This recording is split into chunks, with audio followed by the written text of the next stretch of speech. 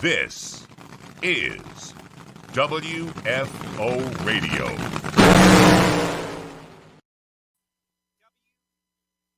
WFO, everybody. Joe Castello back with you. And we're going to be talking drag racing, baby. Drag racing for the next 45 minutes or so. So get locked in, get ready, share the show, start a watch party. The AAA Texas Fall Nationals at Billy Meyer's Texas Motorplex. This weekend, the Camping World Drag Racing Series will be debuted officially this weekend. I'm very excited to see how that all looks. This past weekend, we had all kinds of great racing out there. We're going to talk about a whole lot of it. You are welcome to interact on Facebook, on Twitter, using Periscope, and on YouTube. And you YouTubers out there, subscribe and click the bell. The voice of the NHRA, Alan Reinhart, who was out there at Wild Horse Pass, will be telling us what he did out there as we kick around some of the stories of the day. We'll be doing all of that. But first, I want to tell you a little bit about the people who make it all possible. You know, I do that at the start of the week. Tomorrow, Tony Shortall from Silverthorne Industries is going to be on, talk a little bit about our October monthly sponsor, Sanacor, and it's pretty cool. In racing, safety comes first, and today safety is more important than ever. Introducing Sanacor by Silverthorne Industries, the safe and powerful way to stay protected. Sanacor offers hand sanitizer in bottles or convenient single-use packs. Safe, powerful, Sanacor. And the idea, we got back racing in Indianapolis during this whole pandemic, they were part of it, in that there were little packets and pumps, and everywhere you look, there was some sort of hand sanitizer. Go to SanacorUSA.com to find out more. They've got great specials and bundles and all of these things for you business owners out there to help keep your clients and clientele safe. And we'll be hearing from Tony, who will be crew chiefing one of the cars running at Top Fuel this weekend. But also samtech.edu, the factory stock showdown category, is going to be back in action this weekend, part of the big Texas Motorplex.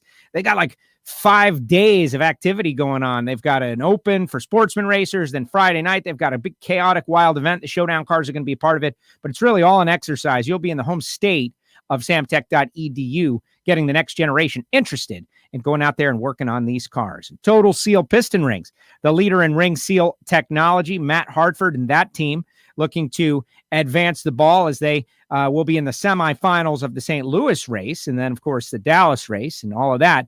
But for me, I'm excited because we're doing the Hidden Horsepower podcast and educating everybody about how important piston rings are to the performance of your engine. Check them out. Brand new website, TotalSeal.com. And Marvin Rodak, Rodak's Coffee and Grills.com, the hot sauces and spice rubs and everything that is absolutely great. You know, they are located in Fort Worth, Texas. If you get into town a little bit early and you give Marvin a call, 817-924-6821, there's a chance you might get to head on over there and see him roasting up some coffee fresh per your order, like personalized, and get some of the great things that they've got lined up, the hot sauces and the spice rubs, and load up your car and head on home, because Marvin's going to be out there at the track for a lot of the time this weekend. And of course, Frank Hawley's Drag Racing School, the Dragster Adventure at frankhawley.com. If you miss out on any of these sponsors, go to our WFOradio.com website, click WFO Store, and you'll see all of our partners like Nitro Fish. And if you want to get yourself a face covering for just $10, I know I got some I've got to ship out today.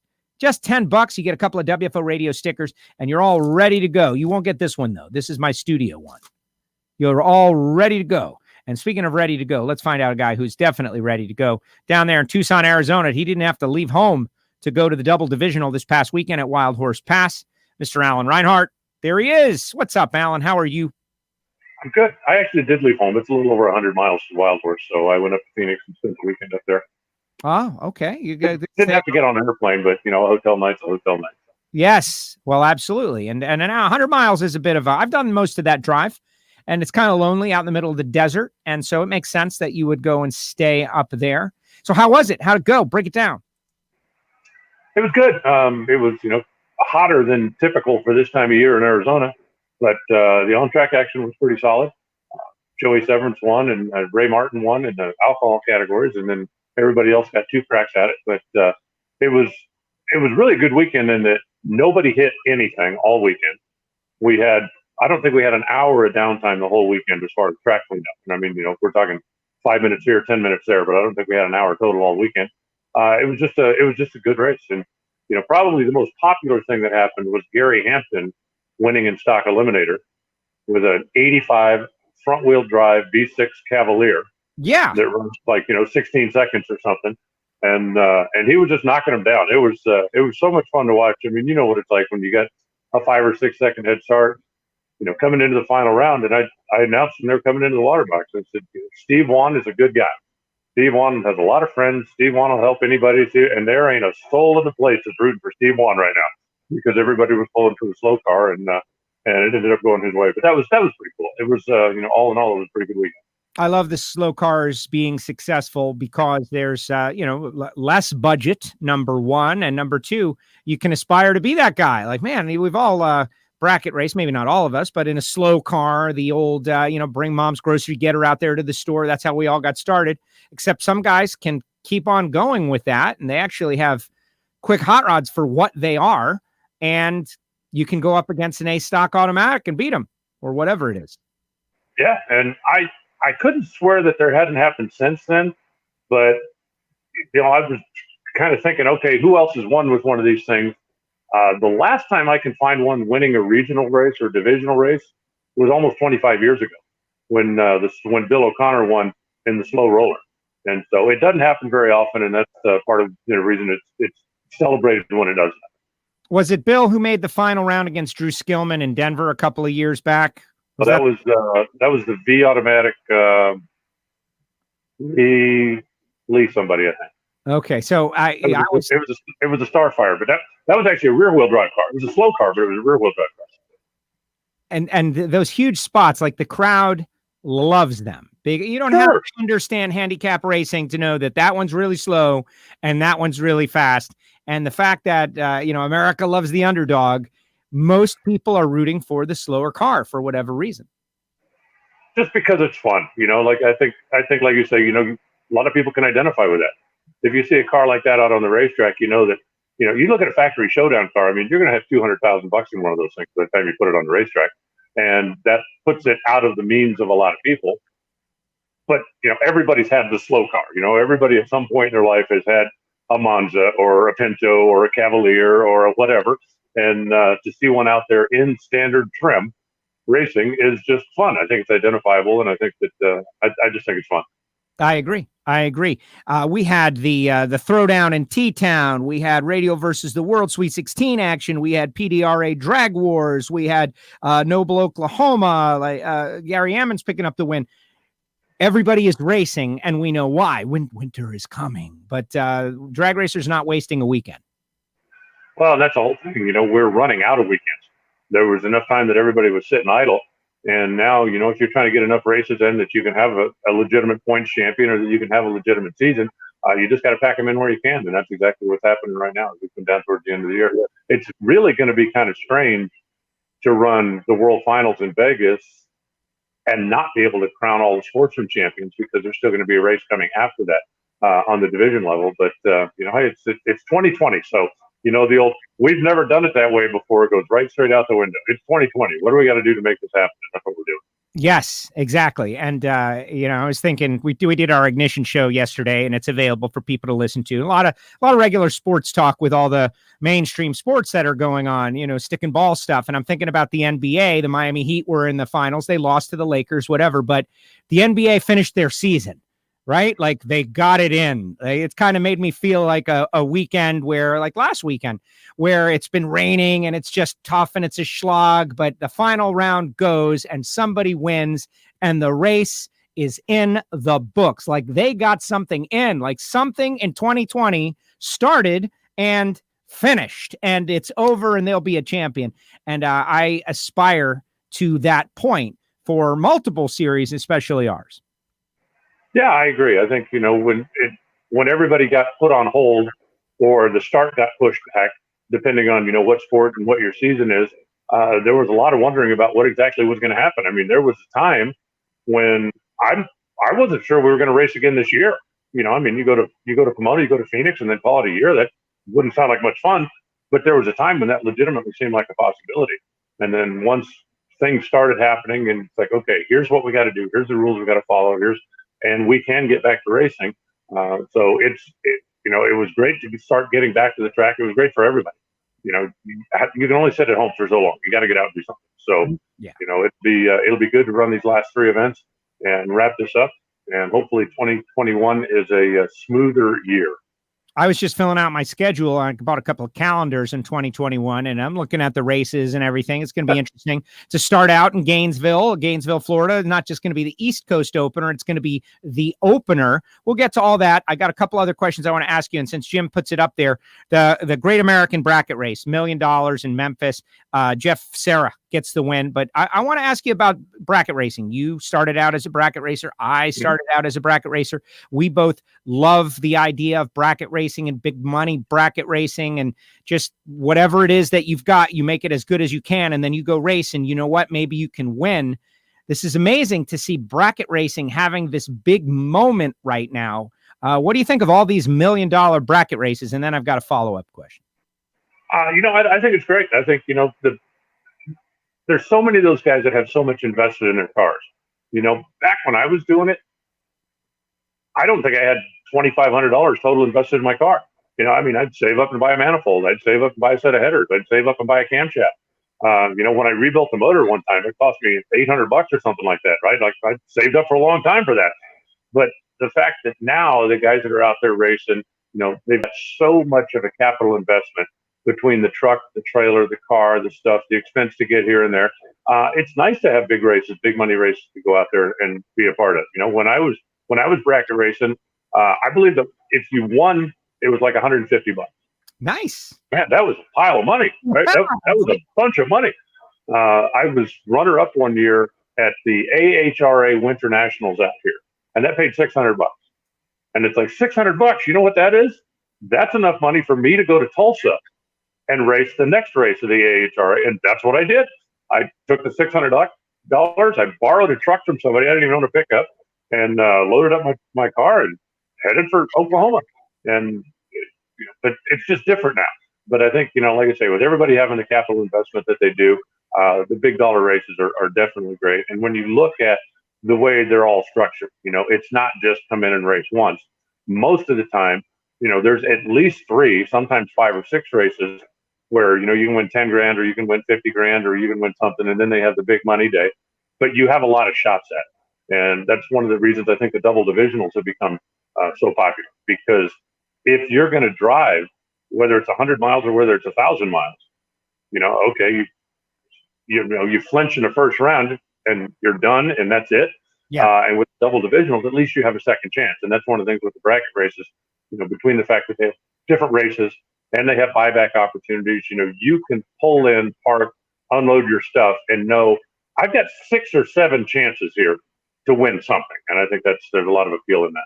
It is interesting. I think I saw, flipping through my phone this morning, Dan Fletcher put out something that, forgive me, but like that he felt like a crackhead who went through his mom's purse.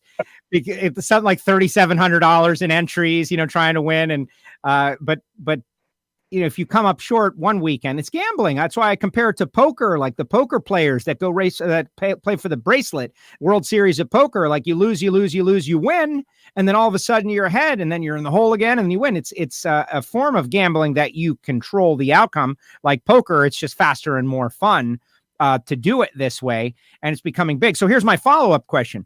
I wonder, with bracket racing now becoming such a big thing, all these different series, all these different tracks, individual promoters going so all in on it, and big time racers, Bo Butner really wanting to go down that road, etc.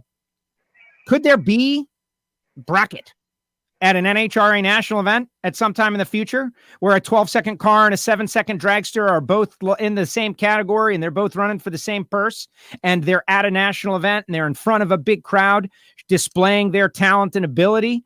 Could that be something that happened down the road, that bracket racing, you and whatever you got, race against whatever the other guy's got, as long as you can tech in and abide by the rules? Could that become a thing at an NHRA Camping World event? Never say never, but I don't see it happening. And, the reason for that is because the way NHRA national events are structured, the different classes, the different categories, the reason that they can run for such big money at the bracket races is because you've got 400 cars that are all in the same bracket. And, if we've got, even at a smaller national event, we've got 350 or 400 cars in all those brackets, there isn't room to put 400 more cars on the property. Right. And I just don't see it happening. I mean, like I said, never say never, but I don't see it. And, there's a question that comes up occasionally, and there are always people that are looking for anything negative that they can say about NHRA, some of the keyboard warriors and such that, well, NHRA doesn't pay anywhere near like these bracket races do. You're right. But you know what? Ask the guys who come and race an NHRA event, do you want to pay a $3,000 entry fee? Because you're racing for $1 million, that's the entry fee. That's where the money comes from. You likened it to poker. I think that's a perfect example. Yeah. Why is the pot so big in poker? Because it costs $10,000 to get in the game. Now, if you win, you're going to win a bunch, but it costs $10,000 to get in the game. And, with NHRA, I think it's more the prestige. I think, the Wally still means a lot to a lot of racers. You remember when the mountain motor guys came out, and when some of the other guys, and, their opportunity to actually win at an NHRA event is a big deal. So, I think the bracket racing is great, but I don't see it becoming part of the NHRA national event landscape. And that's fine. You don't have to have every single sport play on the same field on the same day. We pride ourselves on the fact that, you can, any one of those bracket racers, most of those bracket racers could enter their car in whether it's super street, super gas, super comp, and they could come run the national event if they wanted to do that. But there's no place to put 400 more cars at a national event. There's no time to run them all off either. Yeah, I get it. But what about like 100 quota, like the 100 best quota? We could get 100 cars in there. I don't know. I'm just thinking outside the box. Also, James Kunkel picked up a win. It was a good weekend for the top end throttle stop guys as well. I think Tim Nicholson also won something. So that was the good news of the weekend. I mentioned the schedule came out. Speaking of things that have happened since the last time we spoke, but a negative story that happened. Alan, you being of a similar age range to me, I spoke with Doug Coletta about it. He was bummed out. I know Ron Capps was bummed out. The passing of Eddie Van Halen, like rock god from our youth. Like I was maybe, when that was going on, you were like in the prime of your life, right? Like 18, 19, 20, something like that, mid 1980s, which I envy that, by the way. I was kind of a little bit behind you. But what a bummer, man. And from what I understand, Eddie had a passion for cars, had been to the drags, hung out with Caps. There was a lot of cool things Eddie Van Halen and we shared. Yeah, you're right. And, I knew Eddie. We weren't best buddies. We didn't hang out or go play golf or anything. But Michael Anthony, who was the bass player for Van Halen a number of years, was a real car guy. And he would be at the races all the time. And I had 3 or 4 times throughout my career, I don't know if you can see that or not. Yes. That is a Van Halen hard card. And I would, literally, it's like, hey, they're going to be in Albuquerque. That's only a 6-hour drive. I got a hard card. Let's go. And I just head up there and go to see the show. But I saw him, what's probably my all-time favorite Van Halen. Now, when I would go, and again, I knew Eddie, but we weren't best buddies. I knew Michael Anthony fairly well. And Michael Anthony, there was a spot on stage that was known as Mad Anthony's Cafe. It was a small, almost a pop-up tent that was enclosed where his bass tender kind of hung out. And anytime that Michael would come over and swap instruments, this guy would plug the thing back in, tune it, make sure it was perfect, set it back up. And then, anytime they were changing songs, changing whatever, like every guitar player, bass player in the world goes with 6 or 7 of them on the stage. Yes. And that's where I would hang out. I mean, I would just stay in the tent, and there was a rule that anytime he came over and swapped out a bass, you had to take a shot of Jack Daniels. And by the end of the night, and we were having a good time, let me tell you. But, I did. My all-time favorite. They were playing in Detroit one time, and have you ever met my friend Jackie from Michigan? No, I'm going to say no. Okay. It's possible. Well, I have a friend that lives in Michigan that I've known for years and years, and we've been, really good friends for a long time. And she was a huge Van Halen fan. And they were playing in Detroit Saturday night when we were racing in Indy. And I left the track Saturday night, and I flew to Detroit. She picked me up, and we went and saw the show for Mad Anthony's. And I got on a plane at 5 o'clock the next morning, flew back to Indy, never missed a car going down the racetrack, and spent the whole night just hanging out, literally standing on the stage and watching a Van Halen concert with my buddy Jackie and Matt Anthony's Cafe. But yeah, it's awful.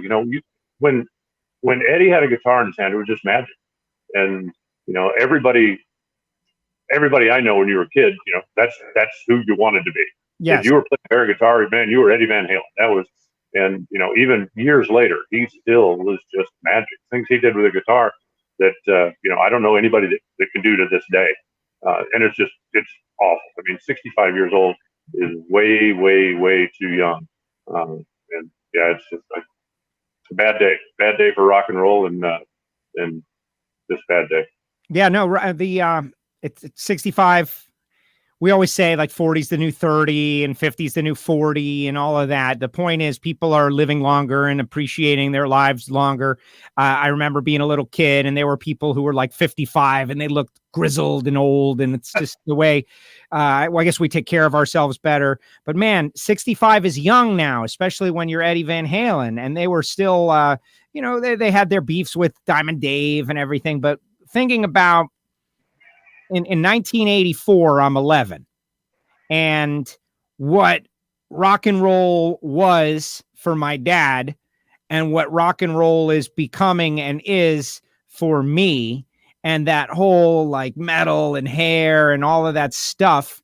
And then playing guitar on Michael Jackson's Beat It. That was a very big thing too, because it kind of brought things together. I know there are people who know so much more about this than I do, but I appreciate it. One of our listeners, Kathy, Kathy Macias, she was sharing stories, being in the garage, watching him play early on in the 70s. Just, it's very sad. It's a bummer.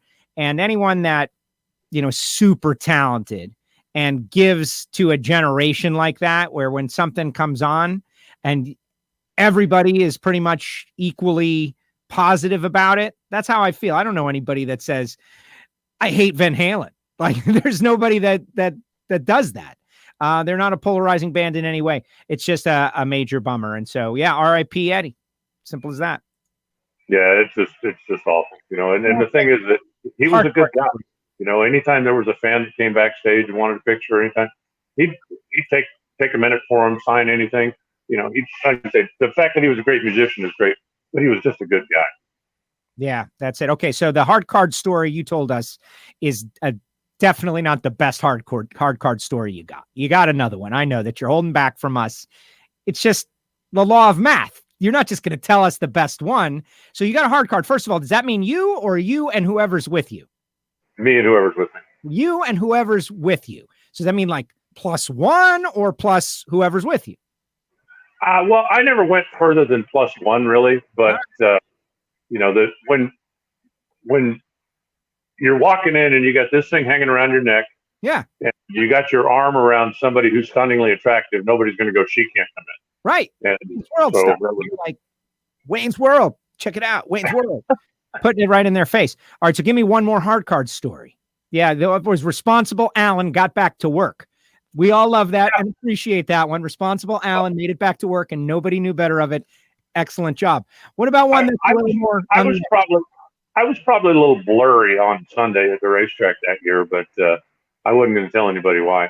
No, I mean, there's, I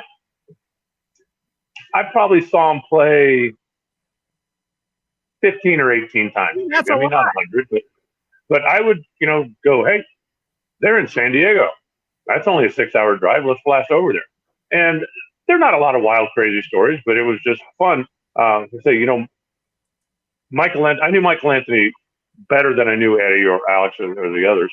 And it was always fun when I'd walk in and they'd be like, hey, you made it. What's it? And it was with Michael, it was always, have a drink and then, come hang out and what's going on. And, then most of the time, I just jump in a cheap hotel someplace and then wake up the next day at noon and come home. So there's not any like really wild, crazy, swinging naked from the chandelier stories that I could tell, but it was.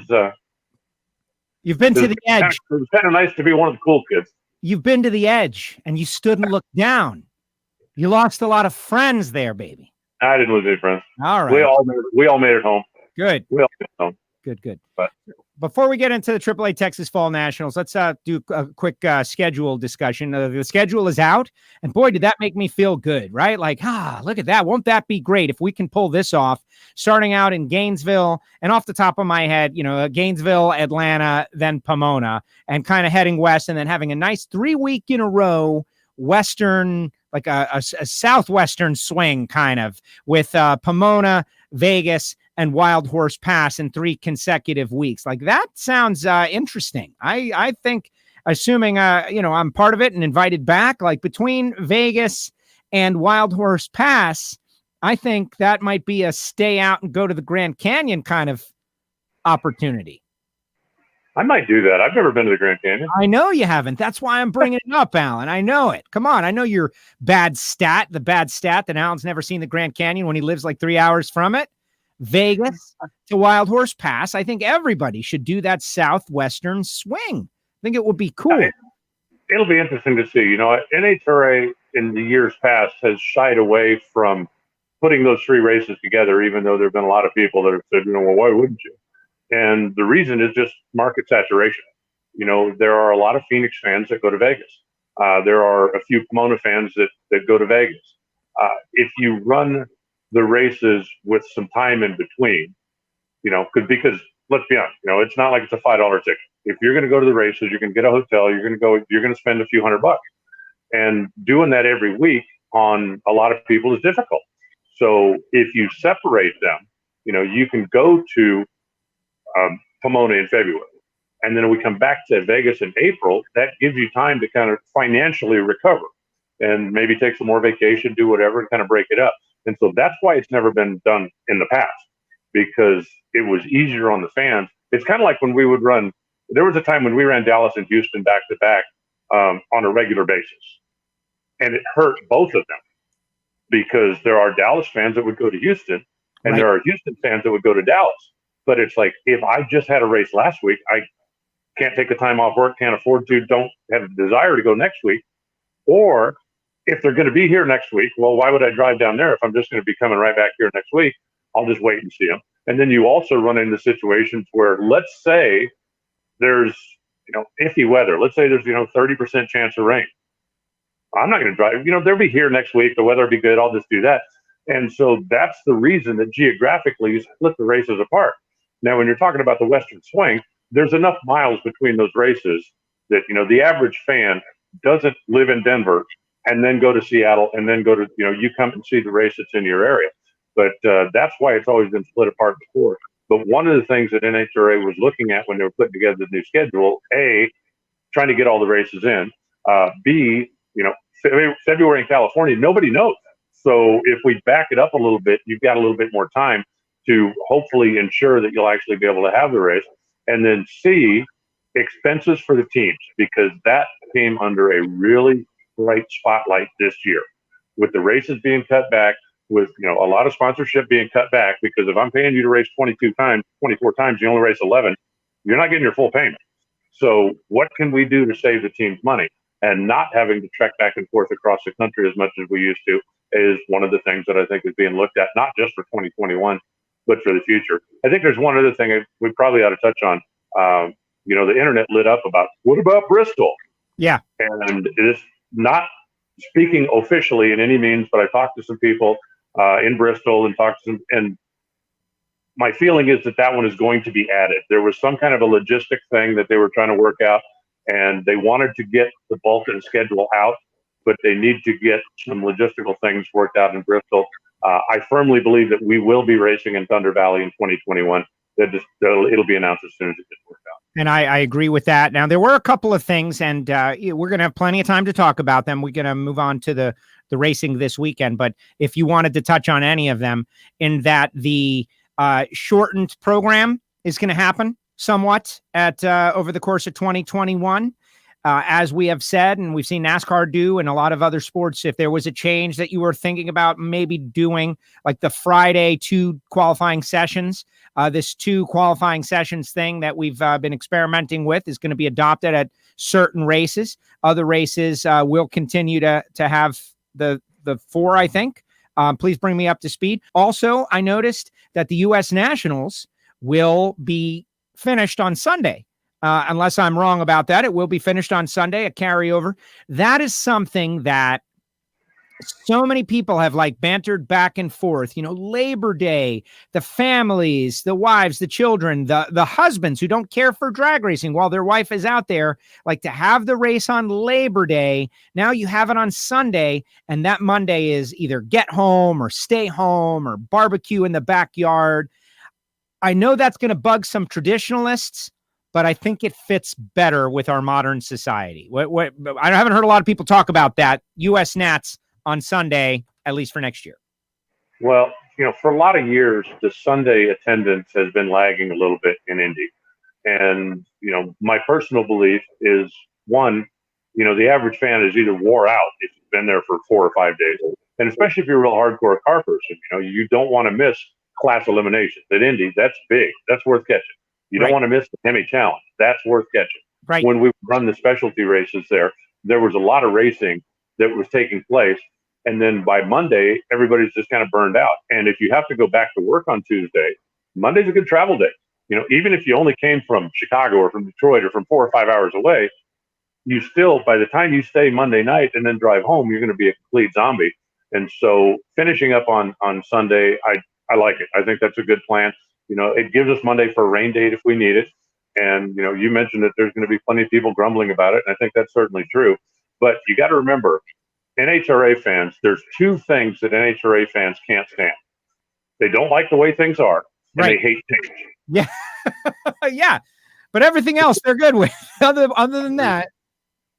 And so I think it's a good move. I think, like I said, I think it's a good move for a lot of reasons. But NHRA definitely was looking at and listening to the teams as far as expense, as far as, trying to get everybody back up and running. I think 2021 is going to be a transition year. With Camping World coming in, obviously there's going to be a lot of new changes there. And, there's going to be a lot of changes on the sponsorship front. There's going to be a lot of stuff happening. And I just don't think that everybody's going to be up to, let's say, call it full power, for a year.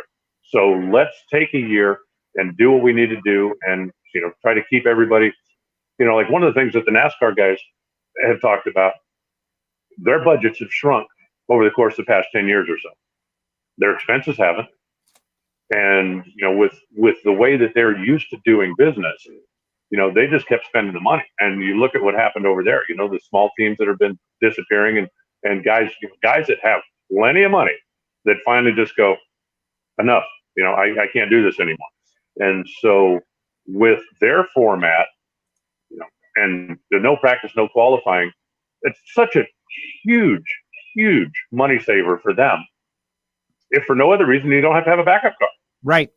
The number of hours that goes into those guys putting together a backup car, setting up a backup car, getting a backup car ready to go, and then hoping it never comes out of the truck. And then it comes back. And, one of the things I learned when I did the tour up at Furniture Row Racing that I never knew before, you put the car together, you put the car in the truck, you send the car to Bristol. Okay. Now the car comes back, never came out of the truck. The backup car never came out of the truck. Your next race is Atlanta. What's the first thing you do to the backup car? What, replace it with a different backup car or cut the body off of it? Cut the body off. Because the body you're going to run in Atlanta is different. And so this car that never came out of the trailer, doesn't have a scratch on it, goes into the shop, they cut the body off of it. They hang a new body on it. It's got to get all lasered. They put it in the trailer and they send it to Atlanta, and it may never come out of the trailer. And the fact that they don't have to have a backup car is saving them buckets of money. And, for the guys that, well, you have to do something, run 10 laps of practice. Then you have to have a backup car. Because if you crash in that 10 laps, you've got to have a backup car. I've liked practice. I think that, and this is COVID talk, right? Like right in the middle of it, like how is this affecting? I think NASCAR figured out so many things like what we're talking about here. Mm-hmm. I think it has made the race better. Like when you give the best of the best a bunch of opportunities to be the best and figure it out, they're going to go out there and be the best and beat everybody. But when nobody gets anything, the guy who's not quite the best, but pretty smart, doesn't always have the best equipment, can maybe stumble into something, and David can beat Goliath 1 out of 10. But 9 out of 10, Goliath is going to pick David up and eat him. And when you take away the practice and the qualifying, I think it has made for better racing and coming and going, and the stars that are figuring it out during the race and coming on strong at the end. I think that they benefited greatly. However, in NHRA speak, I would love, and I guess this is not possible, but I would love, and Michael Heiner agrees, I would love 3 qualifying sessions on Saturday. He'd like one on Friday night, but I understand why they wouldn't want that, because that's the extra day of travel then. Instead of just getting in on Friday, you got to get in on Friday morning, et cetera, and so on, saving money. But 3 on Saturday to me would be perfect. You're saving 1 run, you're giving a really good show, and 3 opportunities to go down the racetrack. If I was voting, that's what I would do, but I understand why that maybe they just want the 2. But 3 on Saturday, I think would be kind of cool. That would be a good Saturday show. I think that's certainly worthy of discussion. But the one thing that we have found with the 2 qualifying sessions, how many more compelling round 1 matchups have we seen? Many. This year than, because a guy misses it and then comes back, and it's like, okay, I need to just go down the racetrack. So a guy that normally is going to be qualified, top 5, all of a sudden is 12th or 13th. And now you look at some really compelling round 1 matchups, and I think it's made for a much more exciting Sunday show by not having the extra qualifying runs as well. But, I think we're in a position right now where, nothing is off the table. There's a lot of things that are being kicked around. There's a lot of things that are being discussed. Could you do a 3 qualifying run on Saturday? I don't see why you couldn't. You'd have to change a lot of the other schedule. Look at what we do now with the Lucas cars on Sunday, because we're hot lapping the pros to get them all down the racetrack. So now, if you figure a pro qualifying session is 2 hours, okay, for all the classes. If it runs clean, it's 2 hours. Okay, we run 2 of them, that's 4 hours. If we've got 8 hours or 9 hours in the scheduled day, we got a lot of time to run sportsman cars, and that's what we do. If you now add that extra qualifying session, you now have 6 hours of pro cars on the racetrack, and you don't have the extra time for the sportsman. So do you run them earlier? And I don't know the answer to that, but that's just something that would have to be taken into consideration if that were to be discussed. But I think, as I said, right now, there really isn't anything that's completely off the table. It's like, what do you think of this? Let's talk about it. It may or may not end up being deemed a good idea, but where it used to be, no, we've never done that. We're not going to do that. Don't even bring that up. That's something we'd never consider that. Now it's like, let me take another look at that. Maybe we can kick that around and figure something out there. So there's a lot of working together now too, and that's a good thing. Craig Bourgeois out there, celebrity opinion, former comp champ. 2 is plenty enough. So there you go. Kind of interesting. Scott says the X factor on reducing qualifying is the weather. Of course, Joe Morrison. So look at our audience, by the way, Alan. We've got pro stock crew chiefs, we got comp champs, we got top fuel drivers, and those are just the people commenting in. Imagine all the other celebrities that are out there watching the show. 2 sessions has really helped us at Leverage Racing. Who would have imagined me qualifying 9th at the Gators? Perfect example. There you have it. So there you go. Clean run down the racetrack. And not to step backwards, but here's Kathy with her Van Halen story. Yes, I used to go to Michael's house way, way back. They were still making their name back then and still popular here anyways in California. I went to college with Michael's brother, Steven. And there it is. So we've got the whole gamut is run. Alan's got a hard card. Kathy went to school. Joe listened to the songs. We all have it covered. Van Halen, top to bottom. What's better than that? There you go. All right, let's talk about this weekend's action in the context in which we should be thinking about it. Spoke with Doug Coletta last week. Doug was great. Talked a lot about, what he talked about? I don't know if you saw that, Alan. I don't expect that you sit around and watch WFO all day, but there's that big rumor going around about Tony Stewart. I did see some of that, yeah. A top fuel car. Doug's like, if Tony drives a top fuel car, I want it to be my top fuel car. And obviously, after the championship and all that, but Doug was really animated about that. So real quick, speak on the Tony Stewart driving a top fuel car, going to Frank Hawley's, getting fitted for fire suits, that kind of stuff, rumor that has been all over the internet, whether or not you think it's real. Well, I haven't spoken to Tony about that. specific subject, but I can tell you he's always wanted to drive one. Years ago, when the Army was one of his sponsors on Ryan Newman's car at Stewart Haas, he came and spent basically the weekend in Indy hanging out with Tony Schumacher, with the Army connection. And I got a chance to talk to him a little bit then, and he said, I'd love to drive one of those things. Just want to try it. And of course, when he says that, then the internet lights up, and 10 minutes later, it's like he's going to have a 2-car team, and it's like, guys, he just wants to make a hit, and so I'd love for it to happen. I told him then, and I've told him since then, if you ever do this, I need to know about it because I want to be there. And I really think it will happen. And this is pure Reinhardt speculation based on absolutely nothing. Monday after Vegas. I like that. That makes perfect sense. The season is that historically is a big test day. Yes. There's guys that have new cars or new things, or guys that just aren't ready to put your junk away for the winter yet. Everybody's going to be there. Why not? Why not? Why not? Why not fix this glaring hole in your resume, Tony? This glaring hole. He's driven a Formula One car and stock cars and everything except a top fuel dragster and has not been 300 miles per hour. A glaring hole. You can't possibly be like on the league of, Mario and AJ and those guys without this. You need this to exceed them. Okay. Yeah, there it is. I just put in a little, without a little pressure. It doesn't work. It doesn't work. So I'm looking at the entry list. Scott Palmer back out this weekend. That's pretty exciting. But I'm thinking points. The battle that you got Steve Torrance and Doug Coletta separated by 2, Leah 80 back. And I think about all the emotion on both sides of the top 2. Doug Coletta has carried around that greatest driver who hasn't won a championship thing for all these years, hadn't won the U.S. Nationals, won them last year, now contending for the title. Got Steve Torrance, all the emotion of the Lagana brothers and Dominic. And we had Krista Baldwin on our happy hour show. And look at that. Got my Nitro shirt on. Exactly. But, Bobby was streaming with FaceTiming with Dominic when Krista got her license, and that was great. And we showed a video of Bobby just being like super positive. And he said, this is the best I've felt since the incident. And just like, we have a lot of real, genuine, positive emotion wrapped up in these two teams. And whichever way it goes, someone is going to be elated by winning this championship. And Leah also. I don't want to discredit Leah. She's 80 points back, though. It would be an amazing run for her to go up and steal the title and interject herself into this conversation. There's 3 races left, and I wouldn't write Leah off at all. She has had a great car. The fact that she hasn't won a race is stunning, but she has had a great car.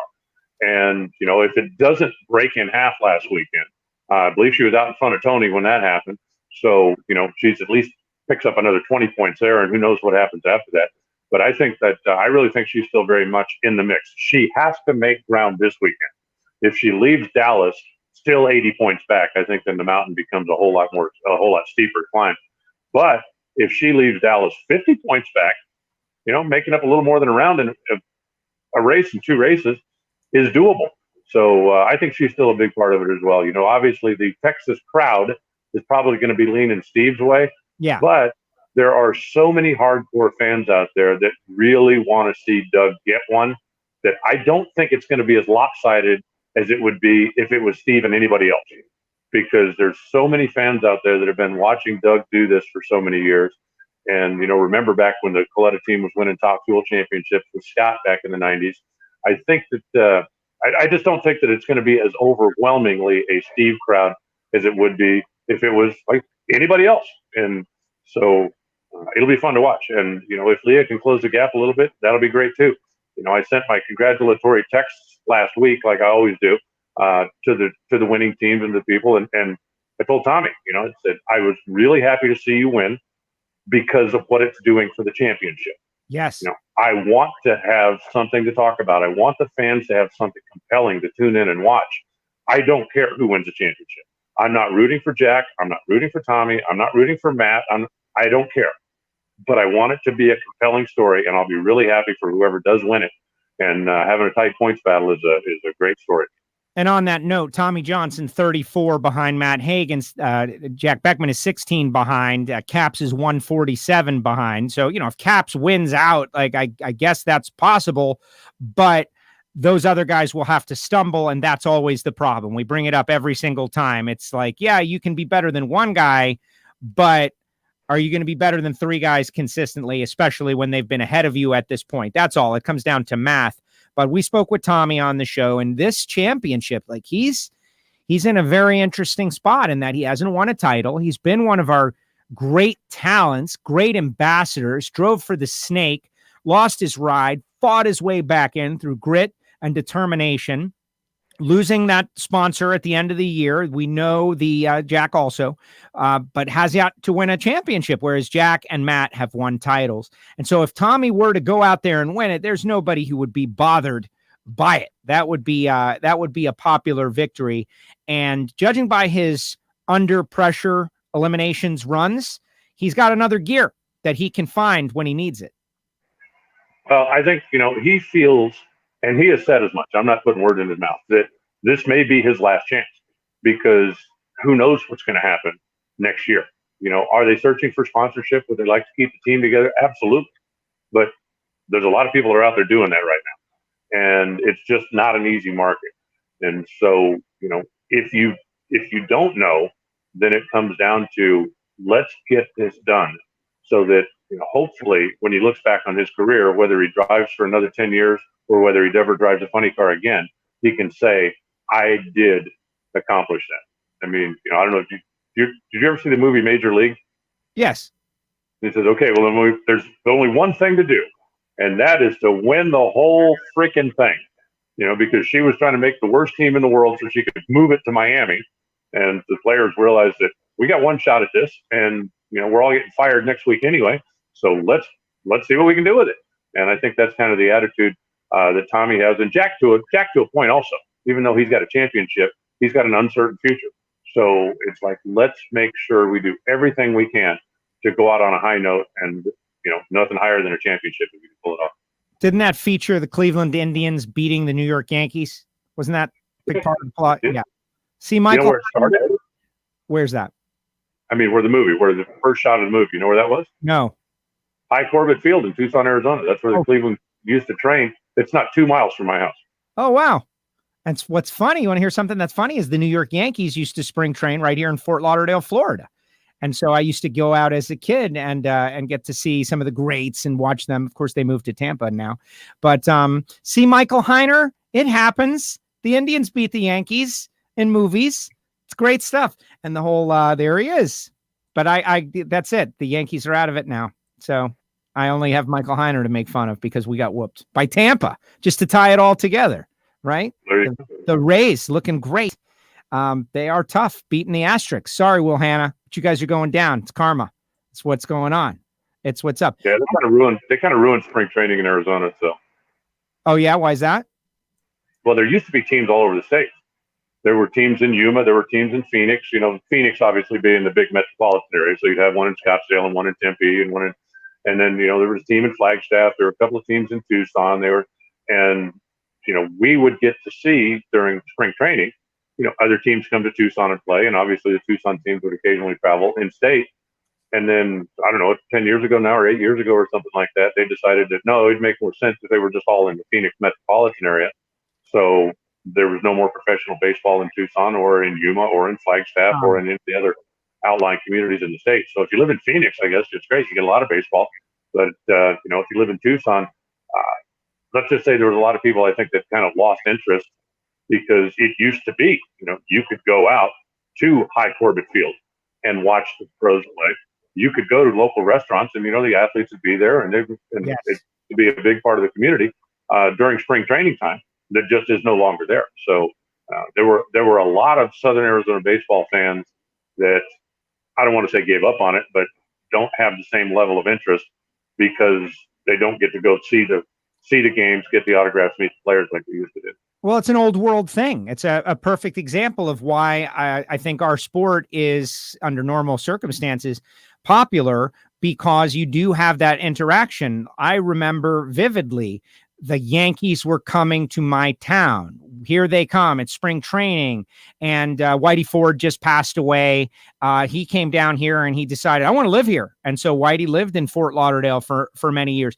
I remember seeing Joe DiMaggio at the Deli Den. There was a Seinfeld episode where they saw Joe DiMaggio and they were like looking at him eating. I lived that experience as a little boy, seeing like, this is Joe DiMaggio. Oh my God. You know, it was amazing to see people. We saw Joe DiMaggio pumping his gas at a gas pump once. Like, it was the weirdest thing to see the Yankee Clipper pumping gas as a little kid. To have a major league team come to your town like that. But of course, in 1992, they went over to Tampa because Tampa, like they've got a huge major league complex over there. Make no mistake, the number one team in Tampa is the New York Yankees, even still.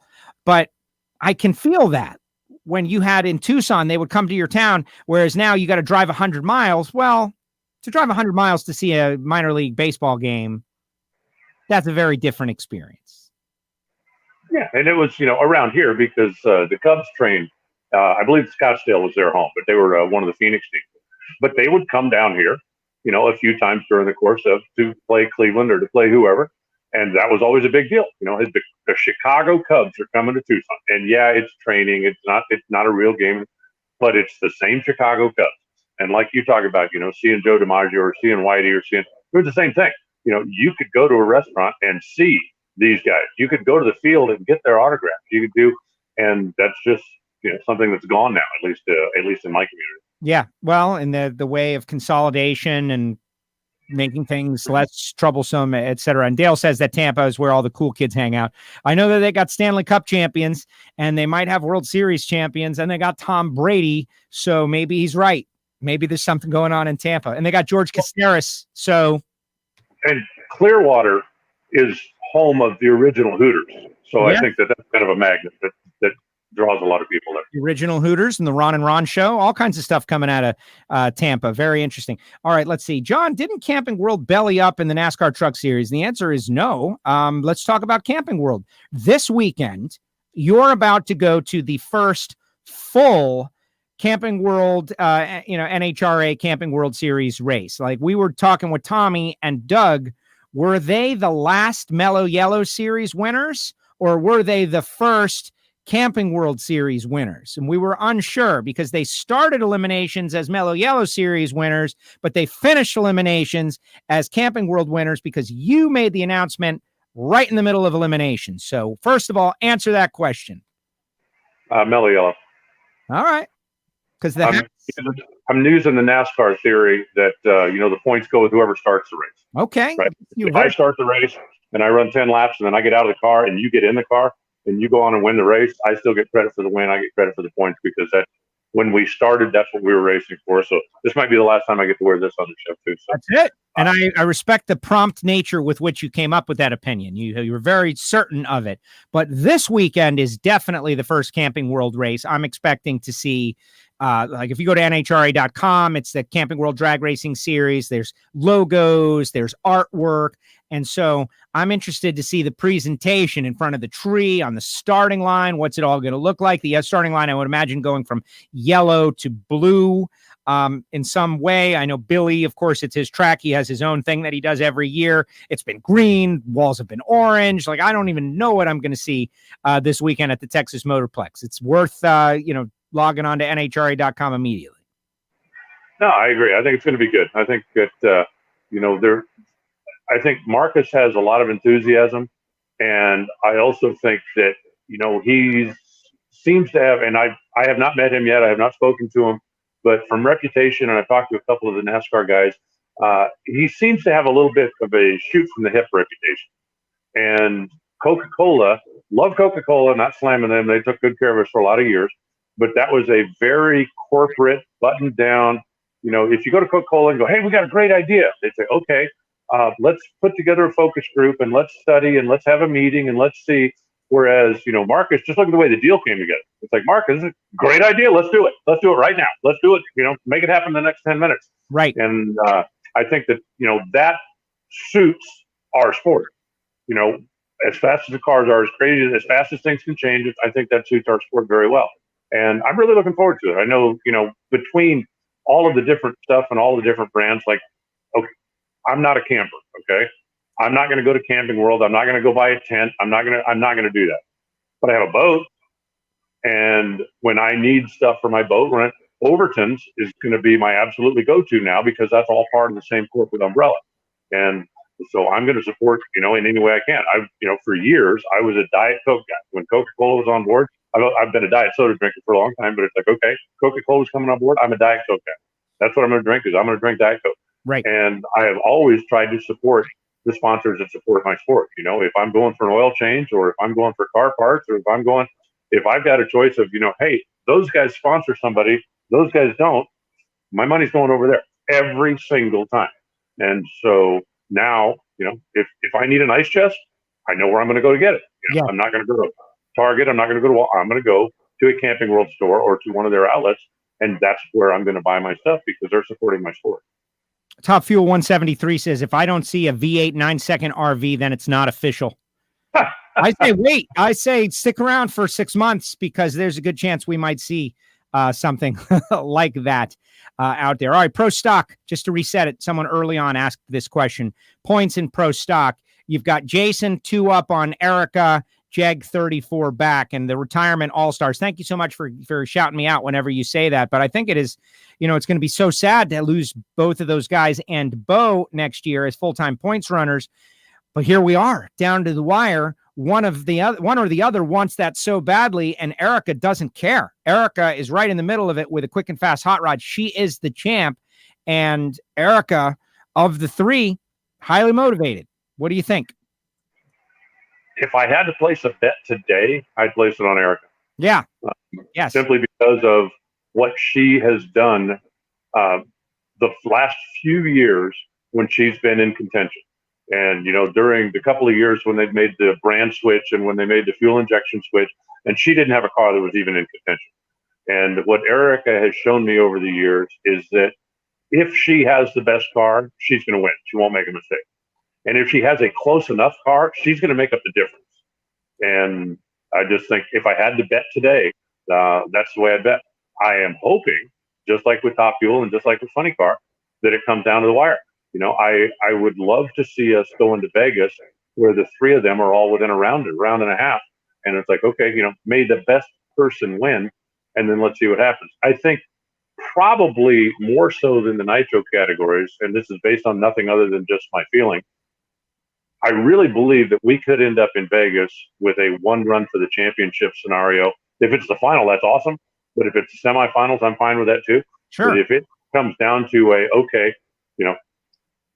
these two cars, whoever turns on that scoreboard is going to be the champion, stage. Let's see what happens. And I really can picture that happening. It may happen in the nitro classes as well, but for some reason, I just have a feeling that in Pro Stock, that's much more likely to happen. Well, it would be amazing to see, and we know Erica is capable of dialing in her reaction time, and I think at that point, and for the most part, she and Jag and Jason has shown he can reach down whenever he needs and have a great reaction time as well. Performance of the cars have been pretty equal, so we'll see. And as Michael Heiner references, that there's 4 races left for Pro Stock because of the St. Louis wasn't completed.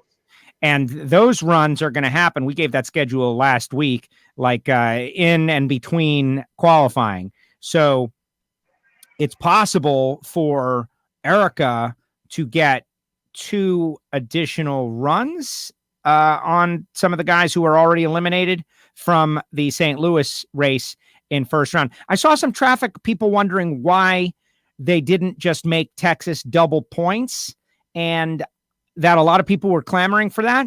But to me, that's unfair to the people who have already won eliminations races. Like, you won first round and second round in St. Louis. You can't just eliminate those races that you won and give double points at Texas. Like, that wouldn't be fair. That doesn't seem fair.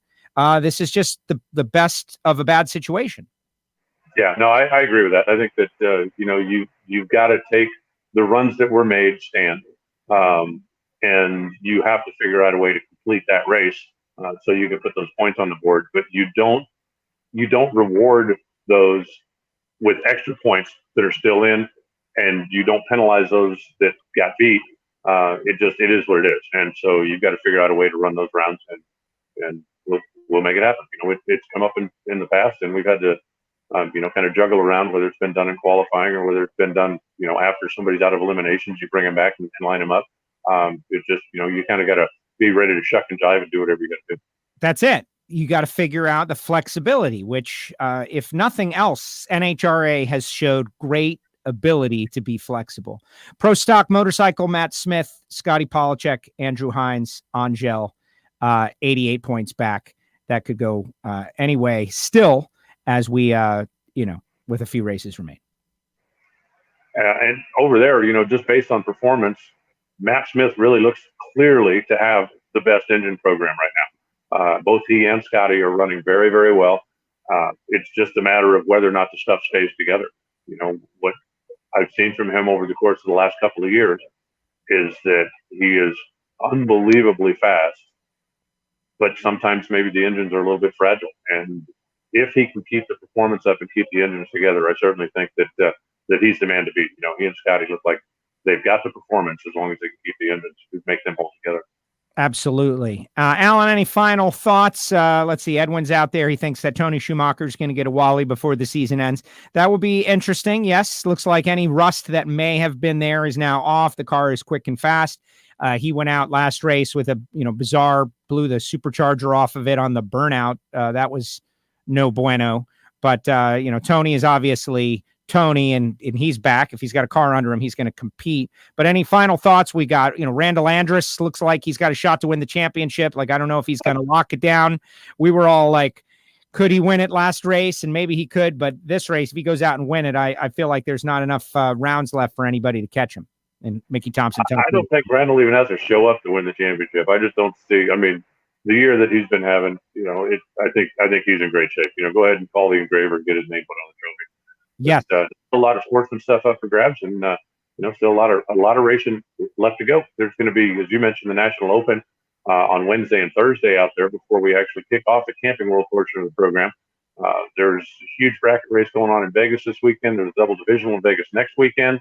Then there's the Nationals in Vegas next weekend. Then there's the final regional of the year, and so there's a lot of racing going on the last few weeks. We're back in full. There you go. Alan, great job as usual. Thank you very much for sharing the Eddie Van Halen stories. And we were kind of all over the place, and that's exactly how I like it. Drag Racing Plus here on WFO Radio. Have a good time out there. I'll be watching on NHRA.tv and contributing in social media. I wish you that you do not have to give any shout outs this weekend. Yeah, me too. That was fun actually, but I don't want to do it again. Not anytime soon. So I'll go put this back in my hard card collection. I actually, for whatever reason, I've always saved them. I've got every hard card that I've ever had, from whether it's from racing, whether it's this, whether it's PRI, I just always save hard cards. And I had to dig through a pretty big pile to find this. I've got a couple other Van Halen ones someplace, but this is the first one I ran across. No, that's great. It's a great experience. Like, isn't that what life is all about? Having these amazing experiences. And if you can have a VIP experience that other people can't just have, even better. Even better. Alan, great job. Thank you. All right, Joe, take care. We'll talk soon. There he goes, the voice of the NHRA, Alan Reinhart, with us here on WFO Radio. Let's see what Michael Heiner says. Thank you, Joe and Alan. Thank you very much, Michael. And Marvin Rodak says it's going to be fast this weekend. Well, what's the weather going to be like, Marvin? Put it up there. We want everything. Let's see.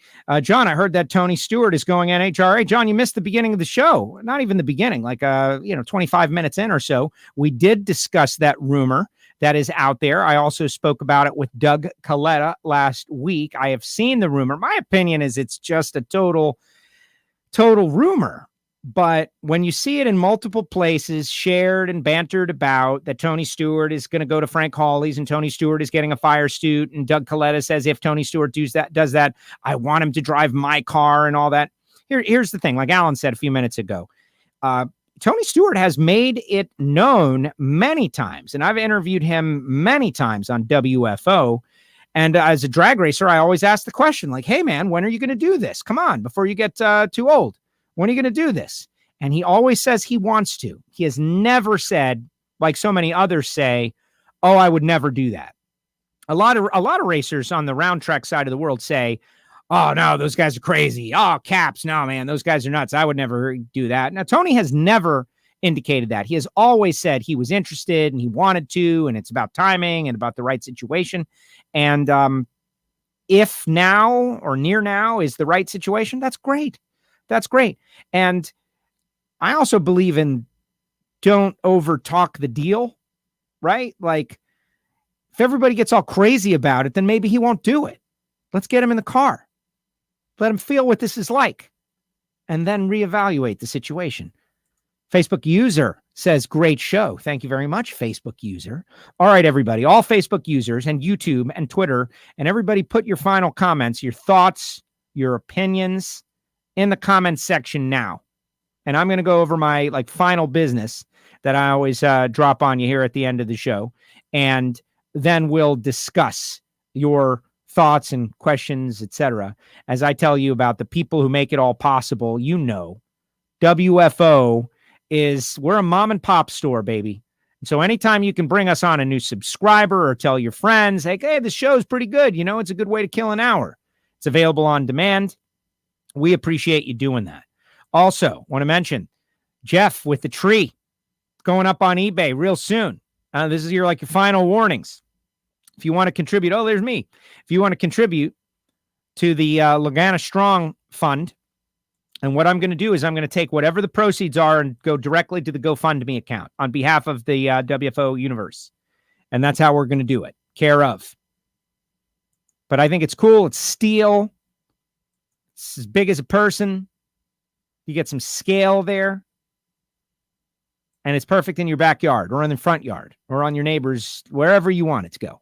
It's yours. So we're going to be doing that. Also, the folks from Sanacor, Tony Shortall, is going to be crew chiefing for Dexter Tuttle this weekend. So that's going to be kind of interesting. Talk a little bit about Tony and his hair and how he keeps it so, I'm kidding. We're not going to do that. But that is a running gag.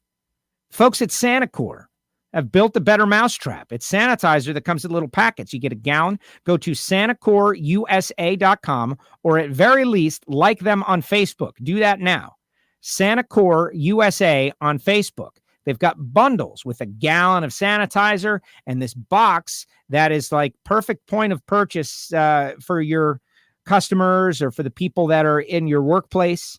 They can grab a packet, put it in their back pocket when they need it, or for all the kids going back to school. It's cold and flu season coming in. You need to be safe. Why not use the innovation of drag racers? And everybody get on Sanacor. Go to SanacorUSA.com and really appreciate them. Also did a little Monday motivation for our Patreons. The Patreon show is the best kept secret in the WFO universe. Patreon.com/WFO radio. And admittedly, it's for the super diehard fans. This show is, it's okay for free with sponsors, but you've got to be particularly passionate about the WFO universe to want to pony up a little bit of a monthly donation. And that's what the Patreons are doing. And it's amazing how many we have. Patreon.com/WFO radio. Choose your tier, whatever level you want to support at. We really appreciate it. And frankly, humbled that that even exists, that there are people. And so we try really hard to give them their money's worth with behind the scenes information and all of that stuff. It's pretty cool, actually. Marvin Rodak, RodaxCoffeeandGrills.com. Hey, Marvin, if the audience wants to come by Rodax and get some coffee roasted fresh per their order, right in front of you, are they allowed to do that? I know you're out there, Marvin. 817-924-6821. Load up on the hot sauce, if nothing else. Go in there and clear them out of the hot sauce, the habanero endorphin booster. When you go to Billy Meyer's Texas Motorplex, this is your opportunity to hit Rodax in Fort Worth and walk out of there with pounds of coffee and bottles of hot sauce and spice rub. They have all kinds of great stuff that I don't even promote here on WFO because it's just too complex. All different kinds of, what's the word I'm looking for? Come on, guys, help me out with the word. It's ketchup, it's mustard, I'm not coming up with it. You'll put it in the comment section. Yeah, I can't get it for whatever reason. Samtech.edu, the School of Automotive Machinists and Technology. I still can't get it. It's fighting me now. It's fighting me.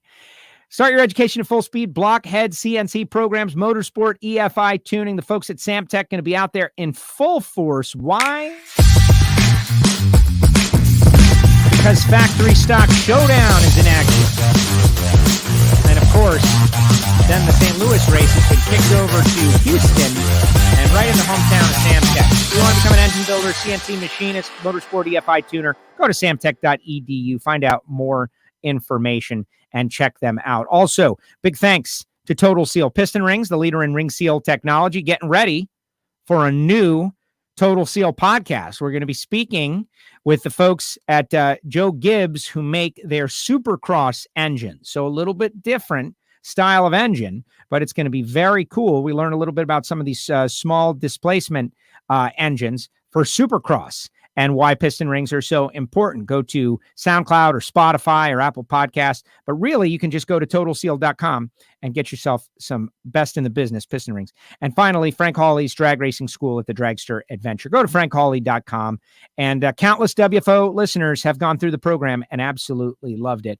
And a big shout out to the folks at Nitro Fish as well, WFO20, the promo code if you want a Jason Line final season t-shirt, or Bo or Randy Lynn or all the Nitro Fish gear. And most importantly, the 10th anniversary WFO radio podcast t-shirt that is so coveted.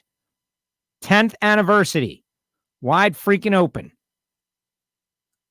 It is available on the site, and you can get to all of those places by going to WFOradio.com. WFO store is where you find it. And of course, follow me, WFO Joe, and subscribe and write us a review. If you're on YouTube, click the bell so you never miss a show. I'm always threatening to do YouTube-specific shows and content because we need everybody on the YouTube channel. I want to get to 1,000 subscribers. Why? I don't know. They say that that's a big milestone, so I want to achieve it. I want to achieve the milestone. That's it. I don't care what it means. They say it's a big deal. It's a big deal. Congratulations to Gary Emmons for winning with the WFO Radio sticker. That's up on our Instagram for WFO Radio. And my new thing is if you've got a WFO Radio sticker on your car and you go to the winner's circle, you send it to me and I put it out on our feed because it's just the best thing ever to see. Also want to remind you guys, on Friday, we had Krista Baldwin, the Greekette, talking about getting her license in Top Fuel. It was awesome. Cam Ferret was on. Taylor Comiskey was on.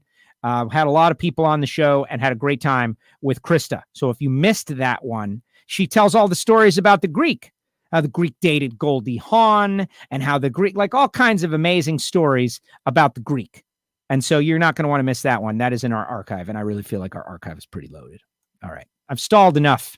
You think I'm doing the sponsor stuff because I love our sponsors? Yes, the answer is I do. But I also want to give everybody time to put a well thought out comment in the comment section. Like Marvin, Friday upper 60s, Saturday upper 70s, Sunday upper 70s. But what's the corrected? That's the question. No, I get you. Love it. I'm very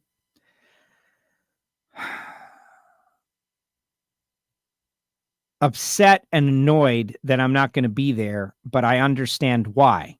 And there's nothing I can do to change it. I had a nice little streak of the Texas Motorplex going, and that will be broken. And I'm sad. But I'll be watching on NHRA.tv, and I might even do a special show here or there, or maybe some social media. Follow along.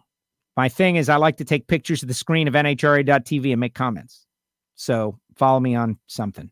But yeah, non-essential personnel. What can you do? John, I like that Pro National Challenge poster. Thank you very much. One of our listeners was at this event, found out the other day. He's like, you see that poster? I was like, yeah, I see that poster. Look, it's got Don Garlett's address on it, contact information. And Broadway Bob, his phone number was willed to me. I wonder if it's reproduction or original. I have no way to know. I'm just going to say it's real because who's going to challenge me on that? Let's see. Scott, great show. Ignition was great too. Thank you, Scott. Scott asked me a question. I think it was Scott about why I don't talk 8th mile racing, like Radial versus the World and, the throwdown at T-Town. Chris Marshall won that, right? Congratulations, Chris. And the answer is I'm a little bitter about 8th mile racing. I like any form of drag racing. I have raced and competed in many 8th mile races and even won a couple. So that's very important to me. As a bracket racer, like I've won a 1/4 mile race and I've won an 8th mile race. So I feel like I'm more versatile. that I can do that. I have that stat. I've won at my home track, and I've won at a track that I traveled to. That was important to me, not just winning at Miami Hollywood or Moroso Motorsports Park, but going to Orlando Speed World and winning a bracket race there on a Saturday night. That was important to me. So I get it, 8th mile. But here's the thing. I am a quarter mile guy, and I know more about quarter mile racing than I do about this 8th mile stuff. I'm definitely a fan of Radio versus the World. Like, I think it's interesting. I don't know the personalities as well. The coverage is not as, deep, but it's getting better. Brian Loans is my go-to guy. If I got a question, I go to Brian. Like, hey, what about this? What about this? The sheer brutality of the cars and what they're doing is amazing to me. But, and I'm sad to say this, there is just an incomplete feeling about 8th mile racing. Just as they start getting going, they're off of it. And I don't see how you could be a quarter mile person who hates 1,000-foot drag racing but watches 8th mile racing. Like, that doesn't make sense to me. Like, maybe 1,000-foot should be the universal thing or whatever. 8th mile racing is great when quarter mile racing is not an option. How about that? Is that a great way to say it? Now, I know that there are a lot of people, get this, they don't like quarter mile racing anymore. They love 8th mile racing, and that's it, because that's what the street outlaws do. But they do that because I don't think a quarter mile racing is really an option. With a lot of places, with insurance, with real estate, a lot of people do it to save their parts and pieces because, going way high in the power band, 1,000-foot to 1,320 is really hard on stuff. All of these things. But I just have a preference. And my preference is quarter mile or 1,000-foot drag racing. The 8th mile, I know they're going 210 miles an hour in Radio versus the World. And maybe that is a different thing. Like, maybe that those very heavy, big, full body cars probably shouldn't be going much faster than 210 miles an hour. All right. You got me on that one. I'll watch that. I'll watch all of it. I live 3.5 hours south of Orlando, so it's not even near me. That's the nearest I could go to see it. But I don't know. It's just an incomplete feeling. And I'm sorry, and I appreciate it, and I get it, and I know people love it. I'm telling you the truth. I just get an incomplete feeling. It's an incomplete feeling. I want to see the cars go fast. And if I'm in the car, I have run into so many bracket racers. They now love 8th mile racing because it's over quicker. And I don't get that. Like, a friend of mine's like, oh, it takes forever to get to the finish line in quarter mile. He's got a 10-second car. It takes forever to get to the finish line. Yeah, I guess. You're on track for longer. A third more. Isn't that the goal? To be on the track? To go fast? I guess, some people just want to get it over with. And then it takes twice as long to get off the track because you're never going as fast, etc. Condiment. Thank you, Tim Charlet. Thank you. Yeah. Couldn't bring up the word condiment. Condiments. Thank you. Condiments. Michael Heiner. Condiments. Right. Okay. Condiment, says Scott. Okay. Yeah. Probably spelled that wrong. Condiment. Joe Morrison. You know what Joe says? Condiment. Everybody says condiment. It's all condiment, Castello. Condiment. That's why there's 18 comments. I thought everybody had questions. Condiment.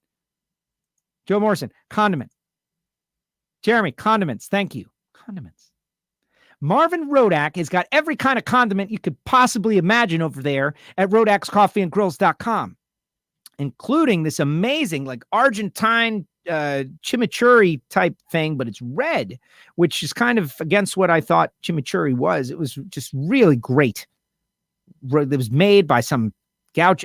Anyway, call Marvin. I can't spell, but Mike can. Derek, oh my God, I was just able to get in here. You missed it all, Derek. You missed it all. It was great. Condiment. Thank you, Jeff. Thank you. Thank you all. Every once in a while, you've all been there. I don't want to quite say senior moment, but it was. Just couldn't get it. I had a hell of a question for Alan. Oh, well, save it for next week. Yeah, I bet you did, Derek. Let's see. Okay. Look at that. Mid 104. Thank you very much, Heiner. Me too. It's 2020. Broken streaks don't count. I like that attitude. There it is. You could always fly out to Texas. I'm not flying out anywhere. I'm going to take care of business here. I look like, here's the way I look at it. Everything happens for a reason. I got a lot of projects open over here, and I'm going to get them knocked out. So maybe in 2021, assuming, who knows what the landscape is going to look like. And I don't always assume that everything is going to include me. If it does, then I will not have the projects I have to worry about here. Like Dale Renner, I agree 110%. Jeff Shockey Sr., yes, says yes. I like playing 6 innings.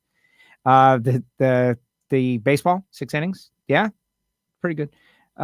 Right, same as quarter-mile drag racing. Did you enjoy the 7-inning doubleheaders? Maybe you did, but it would not have been good in the playoffs. Everything after 660 is just a dyno pull. RPM goes up, money goes out the pipes, except it's fun. And the top end driving is more visible and overt. I like half-mile runs in roll racing too. Never done one. I bet it's amazing. I bet it's a little scary. I want to know if Marvin Rodak is coming to Houston. How about you, Joe? Houston? Houston is a big maybe, but honestly, I think I would have found out for sure by now. So I'm going to say no.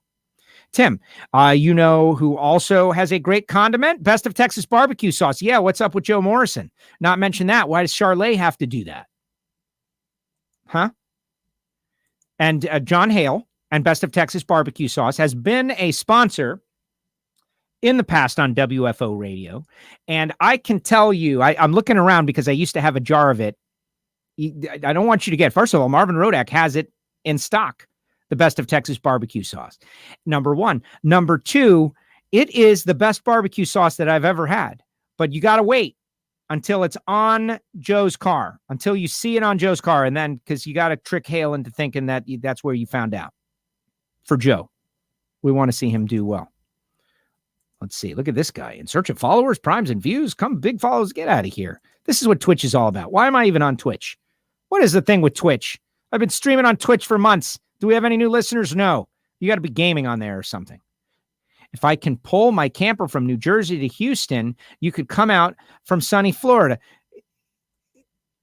Thank you for the opportunity, Joe. Nah, I'm all right, because that's my job. That's a good point, Charlie. Good job. And there it is. Best of Texas. Where's the promo code, Morrison? Promo code Joe. Yeah, we got to let these people know that they're ordering just because of you and your sponsorship. Because after all, that's what it's all about. These companies have no idea where their business is coming from, and you got to let them know that Joe Morrison and Best of Texas Barbecue. John Hale is a good guy. That's the thing about John Hale. He loves drag racing, and he's involved.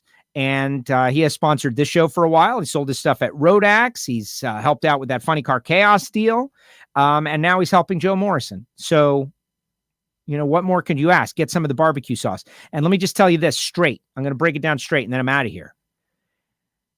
If John Hale was a horrible person and mean to me personally, I would still like the barbecue sauce. I would still like the barbecue sauce because it's insane. Yeah, it's that good. Charlet, exactly what we're trying to create, some promo code deals. Well, keep going. Joe Morrison, Tim Charlet, good guys. All right, that's going to do it. I really appreciate all you folks. Thank you for listening to my nonsense. I know like half of it's good and half of it is just silliness. Speaking of which, the Ignition Show is in the archive. You never know. I couldn't come up with the word condiment. It's going to be in the description, right? Like, why couldn't he come up with condiment? Who knows? Tomorrow, Tony Shortall. I had some requests for some other drivers in, but it's looking like we're going to strike out on that. So that's okay. We'll then reach out to some other drivers. Maybe we'll get Palmer on. Palmer going to race this weekend. Maybe we reach out to Palmer, find out what he's up to. Give him the number 1 spot on the show. We'll see.